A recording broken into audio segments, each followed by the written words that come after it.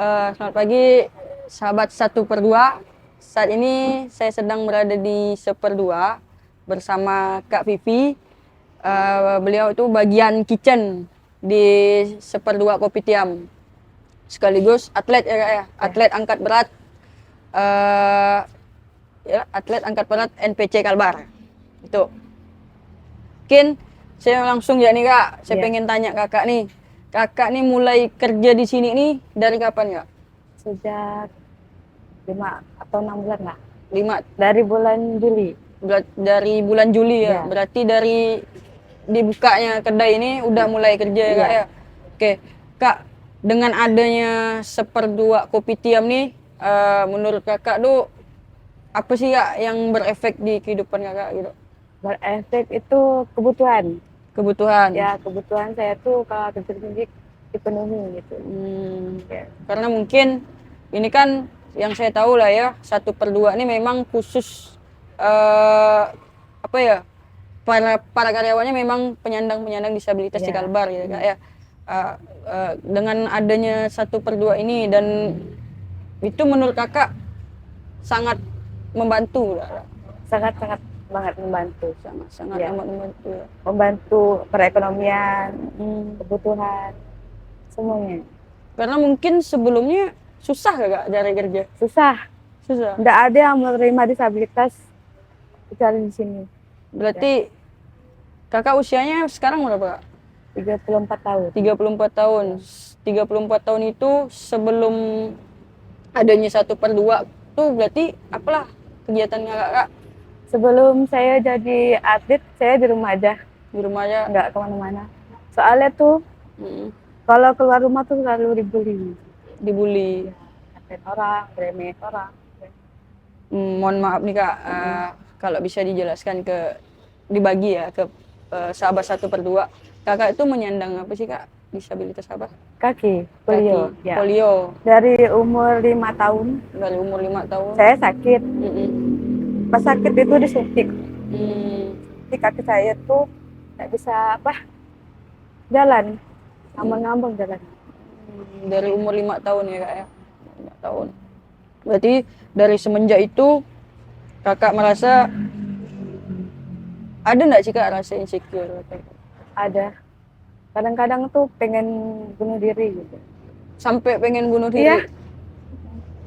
Lihat orang tuh jalannya bagus kan, Mm-mm. kita tuh kayak gini gitu kan, pengennya tuh kayak orang juga gitu. Oke. Tapi dengan apa ya? Kapan sih waktu Kakak percaya Kakak tuh bisa bangkit tuh? Ada momen apa sih Kak yang bisa Kakak ceritakan? Pas saya kenal seseorang Heeh. dari radio, namanya Titin. Titin. Saya ketemu dia pas hari HWDI disabilitas Mm-mm. tahun 2014. Mm-mm. Dia ngenalin saya di bidang olahraga yang keberat. Mm-mm. Dari situ saya tuh kenal sama teman-teman yang lebih parah dari saya. Dari situlah saya tuh mengenal yang lain. Berarti Banyak teman dari disabilitas yang lain. berarti gabung jadi atlet Ya, angkat berat ya, tahun 2014. ya. 2014. Oke. Kak bisa diceritakan enggak apa ya? Proses suka dukanya Kakak menjadi atlet. Proses itu sangat lama lah. Heeh. Apa namanya? Apa namanya itu? Apa? Berbaur itu sangat Berbaur. lama. Ya, lama. Udah semenjak tahun 2015 udah ada pertandingan. Nah, itu saya mulai latihan. Latihan angkat berat. Mau berangkat ke Bandung tahun 2016. Udah pernah dapat medali apa ya? Waktu itu di Bandung dapat tunggu. Pas pertama kali ikut. Pertama kali ikut. Ya. Selain itu ada lagi enggak? Ada tahun 2017 ada kejurnas di Bandung juga. Pas di Papua saya nggak ikut karena ada halangan melahirkan. Iya. Oh udah ada berarti siap. Kak paling apa ya beratnya ya? Sampai apa sih Berat beban beban yang diangkat udah minimal tuh 80 paling berat. 80. Iya. dengan kondisi kakak yang seperti Iya, ini ya kak iya, ya? Bisa kakak mampu. Bisa. Oke, bagi sahabat 1/2, inilah yang bisa kita ambil hikmah dari cerita Kak Pipi tadi. Nah, sebelum kita mau lanjut nih kak ya, kan cerita kita masih panjang nih. Saya juga mau kenalkan ada menu khusus sarapan pagi di 1/2 Kopitiam. Jadi posisinya kan pas nih. Nah, nanti ini dia menunya, ada lagi diantar.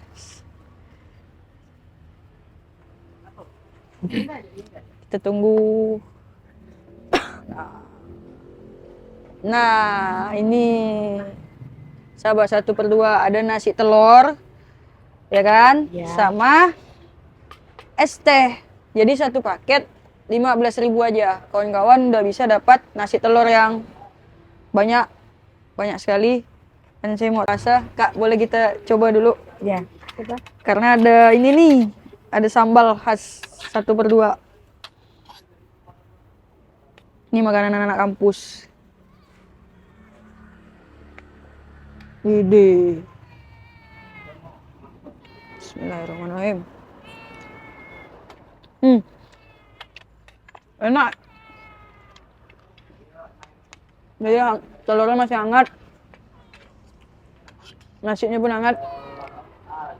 Porsinya ada kucing. Ini mau gak?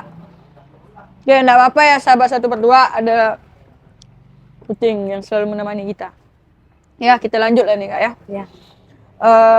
Kan tadi kita udah lumayan bahas panjang lah ya. Saya pengen nanya lagi kak. Mungkin tadi kan saya ada nanya sedikit tentang proses kakak selama menjadi atlet di sana, gitu kan kak. Saya pengen tahu lebih detail lagi sih kak.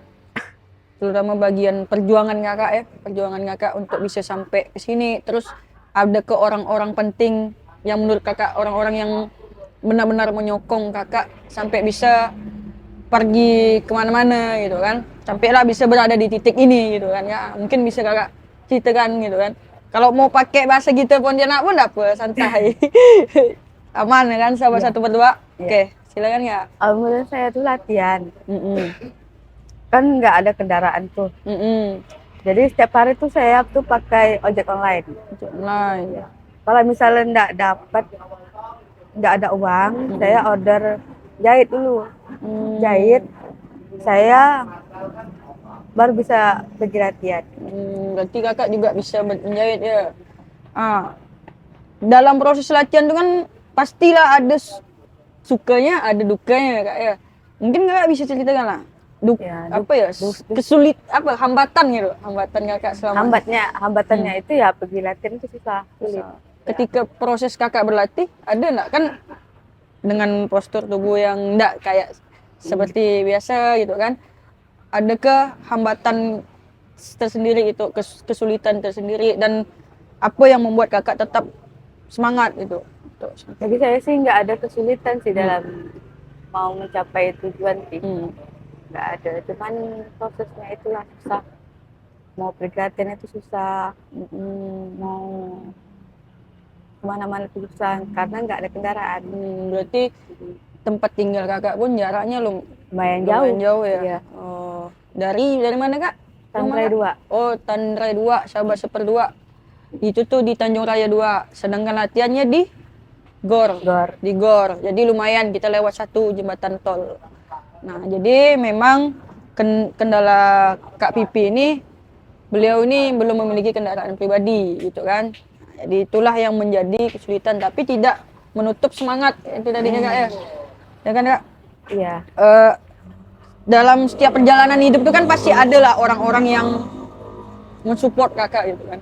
Mungkin ada nggak sih satu sosok atau apa gitu yang bisa kakak ceritakan? Ada. Saya bersyukur mempunyai ketua dari MPCI Kalbar ini, namanya Pak Musta'ad. Dia sangat mendukung dari cabur olahraga, dari suplemen, dari makanan, dari vitamin, semua yang dia tanggung. Oh, ditanggung oleh beliau. Itu pribadi juga? Ya, pribadi. Karena dia tuh mau atlet-atletnya itu sukses, kedepannya lebih baik lagi. Makanya kemarin saya berangkat ke Solo, Ke Solo. dapat kamu dari Perak. Itu tahun Karena- berapa Kak? Tahun 2024 nih, Awal kemarin. Ya, kemarin. awal 2024 Nah, gara-gara dia lah saya bisa mencapai titik ke atas. atas. Berarti sosok beliau ini lah yang sangat berpengaruh. Ya, berpengaruh banget dari PCI. Dan saya dengar pun 1/2 ini beliau juga yang menciptakan ini Ya. ide ini. Maksudnya yang mengadakan tempat ini Ya. gitu ya. Iya Kak.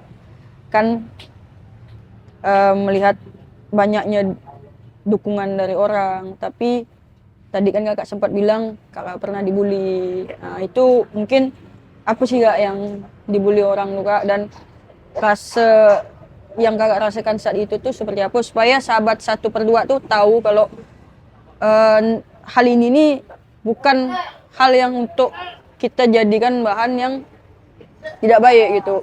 Dimana sebenarnya kekurangan inilah yang membuat kita nih menjadi lengkap. Nah, mungkin ini bisa jadi contoh dan sekaligus apa ya, supaya kawan-kawan sahabat-sahabat 1/2 tuh bisa lebih memahami background orang-orang seperti Kak Pipi ini kan Kak. Itu kayak gimana sih Kak Kakak dibully, terus ceritakan sedikit. Ya, dari kecil sampai sekarang masih sih sebenarnya dibully.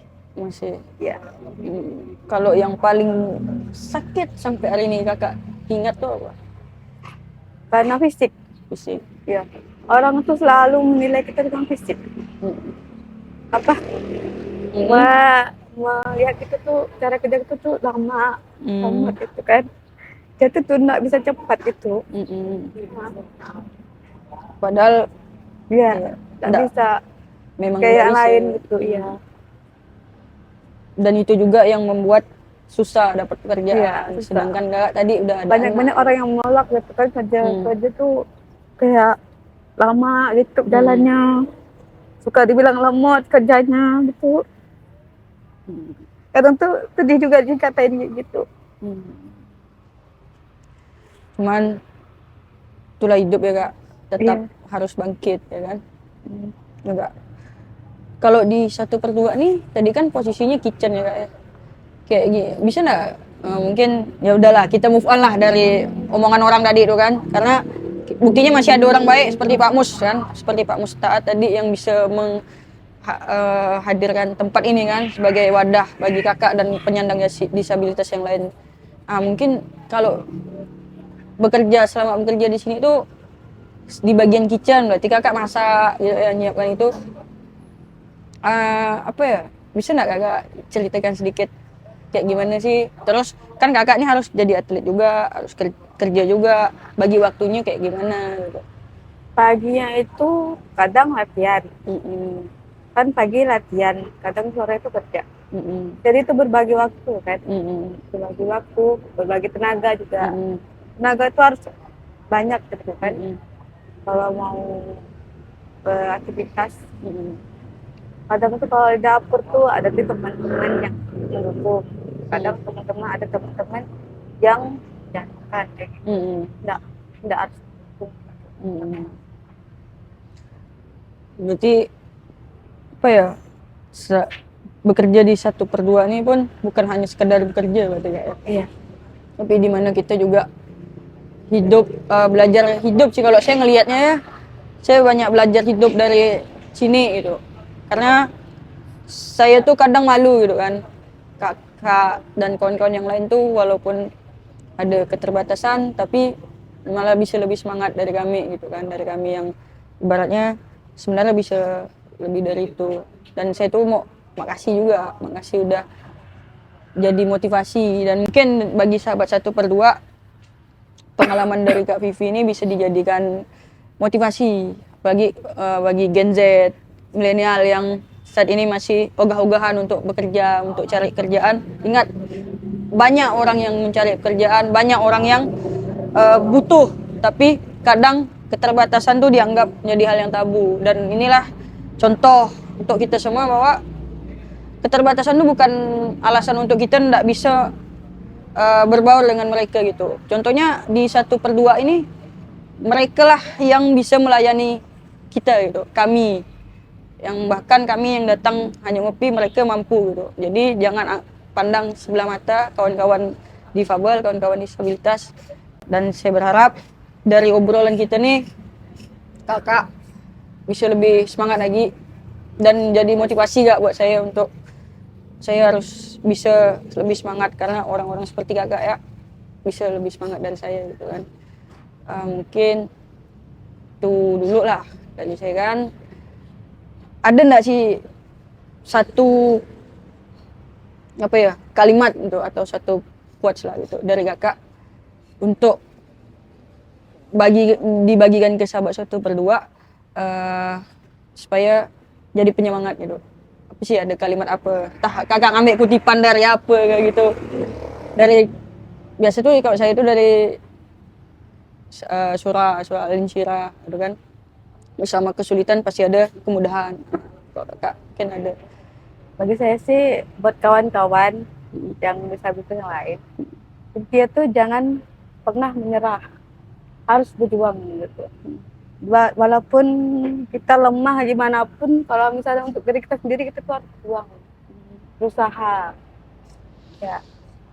Oke. Lanjut kak. Biar bisa meraih apa yang kita impikan. Oke. Itu ya sahabat 1/2, nggak ada yang namanya hambatan. Yang ada tuh kita mau atau enggak. Semua bisa kalau kita mau, tuh kan? Tuh ya. Nggak usah sedih-sedih lagi ya. Nggak usah sedih-sedih lagi. Walaupun hidupnya berat gitu kan. Tapi ya udahlah gitu kan ya. Saya pun makasih banyak hikmah yang bisa saya ambil dari obrolan saya pagi hari ini dengan Kak Pipi. Saya berharap next bisa selanjutnya bisa ngobrol-ngobrol lagi dengan kawan-kawan yang lain. Dah, boleh kali kita makan ya, kan, boleh. Minum gitu kan. Sila. Ini menu paginya 1/2. Ada banyak, enggak cuma ini kan nasi telur, ada yang nasi teri, sandingnya juga TS, terus ayam geprek. Harganya 15.000. 1/2 nih terletaknya di Jalan Sepakat 2 Ayani, dekat sekali dengan lingkungan kampus Untan. Jadi bagi kawan-kawan mahasiswa yang bingung mau ngopi di mana, mau sarapan di mana, datang ya ke sini. 15.000 udah kenyang, pasti kenyang. Saya pastikan. Dan menunya enak kan? Ini ya kak, saya bantu. Oke. Sila kak. Dah. Terima kasih. Sebelum tutup kami makan ya. Dah, selamat pagi. Makan gitu kak.